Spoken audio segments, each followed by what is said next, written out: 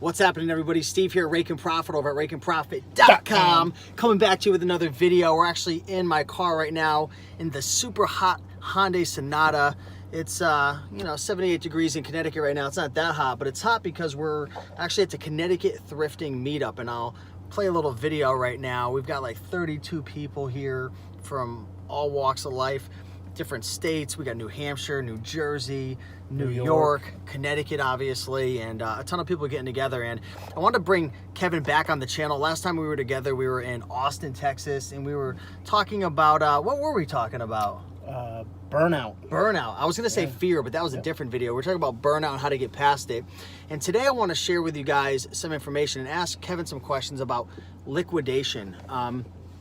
Because you actually source liquidation pallets and then you sell them on a bunch of different avenues. So, we're going to be recording a video on his channel as well. And your channel is? Our Journey to Freedom. Our Journey to Freedom. So I'm going to put it up on the screen right here. So do me a big favor before we get into this video, go down there right now and hit that subscribe button to his channel, because we're also going to be posting a cool video about the various things that you can get into as a reseller. And if you're not aware, liquidation is something that you can get into. It's not as hard as you might think. There are some ways that you can get screwed, so we're going to talk about that. But first and foremost, man, what is liquidation pallets, and like, how does it work? It's excess inventory. It's stuff that stores weren't able to sell no matter what the marketplace was. So it could be a retail store. You can get liquidation from Walmart, from Home Depot, from Lowe's. The liquidation pallets we buy actually come from Amazon.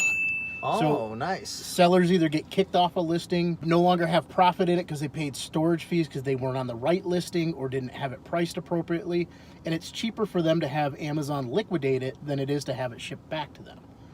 So there's people out there like my supplier who buys truckloads of these and then breaks them up and sells them to resellers like us to be able to resell these for a value. And for us, we take some of this stuff and we send it right back to Amazon and sell it for a profit. It's amazing. It came from Amazon because it wasn't selling, but when you put it on the right listing or you price it right, it sells. And what types of products are you typically getting from these liquidation pallets? We can get a little bit of anything. Typically, I don't get a manifest with it. And I know there's people out there that swear by having to have a manifest, which breaks down every item that you're supposed to be getting. But I've heard having a manifest is also suspicion for... Absolutely. It means somebody's been through it. Somebody's cherry-picked the premium stuff out of there. So we buy by the category. We tend to buy general merchandise pallets because we like the mystery of what's coming. We've tried pet supplies we've had great success with. We've done Halloween costumes, mobile accessories, including phone cases, charging cords. Those have been a great hit at one of the marketplaces we sell, actually two marketplaces that we sell. We've tried some other electronic accessories. We've done a little bit here and there, some baby items, and we've dabbled in a little bit of everything. And we just found that we have a broader range of products that come out of the general merchandise pallets that allow us to sell cross-platform. So like I said, we send some of it back to Amazon. We list some of it on eBay. We use Facebook Marketplace for some items to get rid of locally, especially the heavier items. Say like a wood block to hold kitchen knives. Yeah. There's no way you want to ship that. It's going to be like $15 to ship it, just due to the weight. But our biggest marketplace are flea markets. I was so intrigued when he was telling me about this behind the scenes, and maybe you could share a couple stories of how much money you've made at them before. Absolutely. So we bought a couple pallets of cell phone cases, and we said, let's just take the gamble and see what happens. A lot of the cases in there were cheap knockoffs, but there was OtterBox, Life Proof, some name brand cases that sell for big bucks. So as we got the pallets in, we kind of were like, what did we do? There were so many phone cases in these pallets. It's like, how are we going to ever get rid of these? We bought them almost a year ago. We still have phone cases we're getting rid of. And what did you pay for that pallet? We paid about $750, not including shipping, to get the pallets to us. What do you think shipping cost you? It was probably a couple $100 on top of that, so probably $300 to $400 added to it, so maybe $1,000 in. Yeah, okay. So we took the phone cases, and we decided that because there were so many of them, we just started sorting them. Is it for an iPhone? Is it for an Android? And then we started breaking down which models of the iPhone. So this case will fit a 6, a 7, or an 8. Okay, got it. Put them all into one bin. These will fit a Samsung Galaxy, put them into a bin. And then we labeled the bins, and we decided to take them to flea market.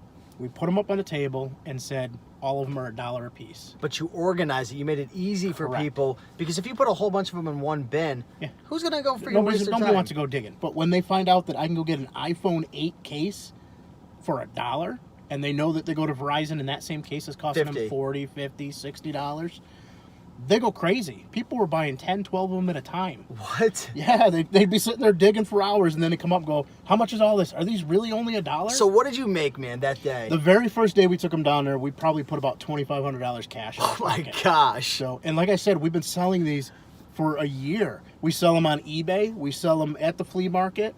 And it just, I'm eventually going to run out of phone So it's cases. a gift that doesn't stop giving. Correct. It just keeps giving Yeah. and giving. Those are the deals that you guys ever, leave a comment down below. Have you ever found a huge lot of items where maybe it's 10, 20, 50, 100, or 1,000, and you sell the first 10 or 15, you make your money back, and it's just all gravy? Yep. One of the items was OtterBox case for an iPhone 4. Okay.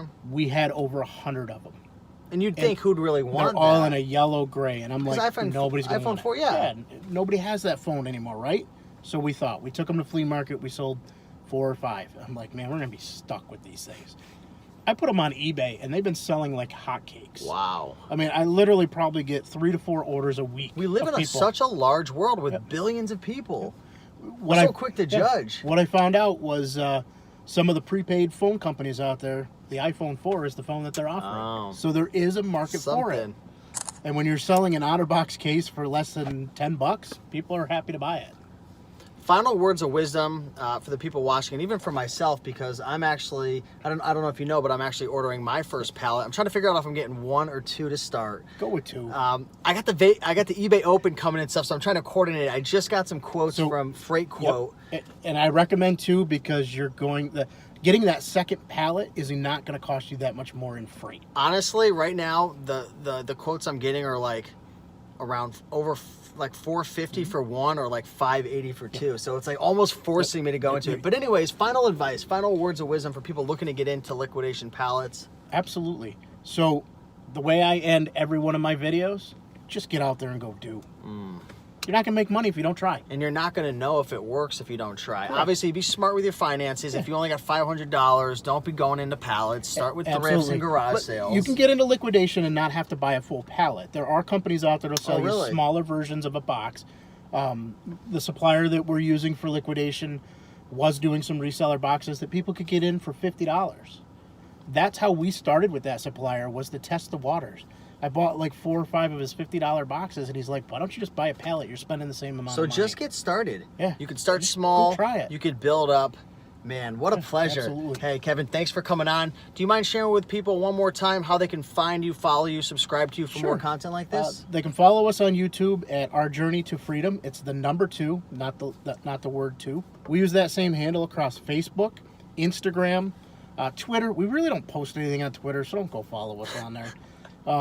I'm not often updating on Instagram. I honestly don't often update Facebook either. Go to YouTube. Yeah, YouTube is where's it Go at? subscribe on YouTube. So with that being said, guys, hopefully you found value in this video. If you did, like, comment, subscribe, and go subscribe to him because we're going to post a video right now. So with that being said, peace.